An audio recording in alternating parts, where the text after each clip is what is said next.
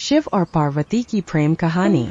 हिंदू धर्म में भगवान शिव और माता पार्वती का प्रेम और विवाह एक अद्वितीय कथा है जो हमें प्रेम, भक्ति और तपस्या का महत्व सिखाती है।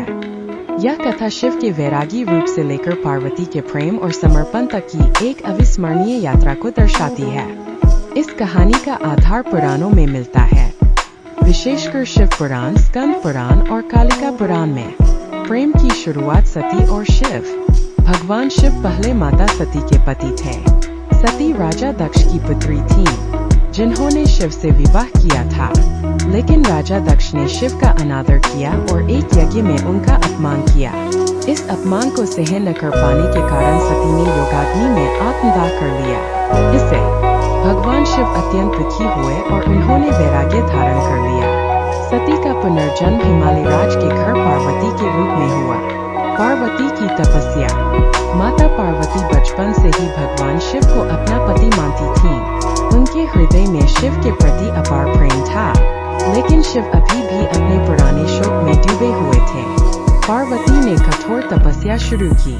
उन्होंने वर्षों तक कंदमूल खाकर और फिर केवल पत्तों पर निर्भर रहकर कठोर तप किया। अंत में उन्होंने अन्न और जल भी त्याग दिया। उनकी तपस्या इतनी कठोर थी कि देवता भी अचंभित हो गए। भगवान विष्णु, देवताओं और सप्तऋषियों ने पार्वती से कहा कि वे शिव को पाने के लिए कामदेव की सहायता लें। कामदेव का अंत और शिव का क्रोध।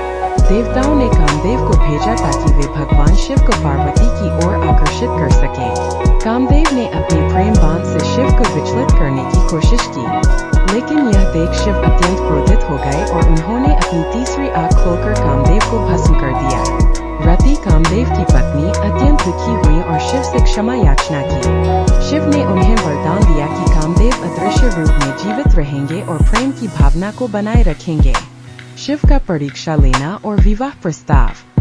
भगवान शिव पार्वती की भक्ति और प्रेम को परखना चाहते थे। उन्होंने एक वृद्ध तपस्वी का रूप धारण किया और पार्वती के समक्ष पहुंचे।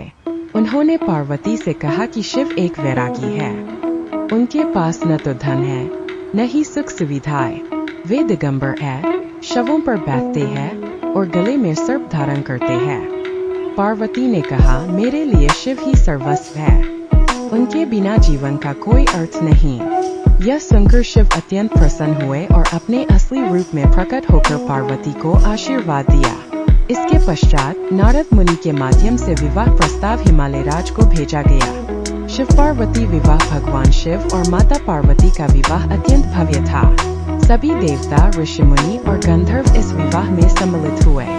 भगवान शिव की बारात अद्भुत थी। इसमें भूत प्रेत, नाग, पिशाच, योगी, सिद्ध और गण शामिल थे।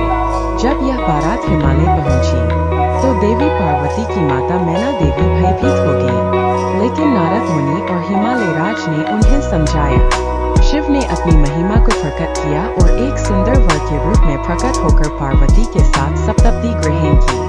विवाह के बाद, विवाह के पश्चात शिव और पार्वती कैलाश पर्वत पर वास करने लगे। दोनों ने मिलकर संसार के कल्याण के लिए कार्य किया। उनका पुत्र कार्तिकेय ने असुरों का नाश किया, जबकि गणेश प्रथम पूज्य देवता बने।